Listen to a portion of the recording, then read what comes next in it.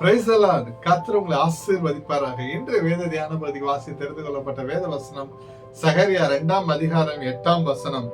பிற்பாடு மகிமை உண்டாகும் என்று சேனைகளின் கர்த்தர் சொல்கிறார். உங்களை கொள்ளையிட்ட ஜாதிகளிடத்துக்கு என்னை அனுப்பினார். உங்களை தொடுகிறவன் அவருடைய கண்மணியை தொடுகிறான். ஆமென், ஹல்லேலூயா. கிறிஸ்துவுக்குள் பிரியமானவர்களே, பாபிலோனிய அடிமைத்தனத்தில் இருந்து திரும்பிய மக்களுக்கு தேவன் மீட்பையும் எருசலேமின் மகிமையையும் வாக்கு பண்ணுகிறார்.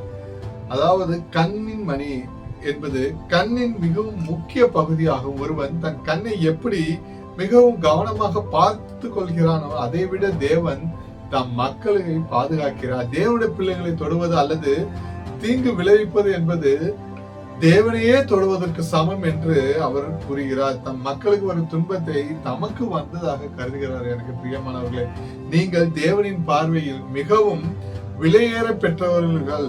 உங்களுக்கு எதிராக செய்யப்படும் தீமைகள் தேவனையே தொடுவது போன்றது என்பதால் அவர் உங்களை கண்ணின் மணி போல பாதுகாப்பேன் என்று வாக்கு கூறுகிறார். நம்ம அழைத்த தேவன் உண்மை உள்ளவர். கர்த்தராகிய இயேசு கிறிஸ்துவின் கிருபை உங்கள் அனைவரோடு கூட இருப்பதாக. ஆமென்.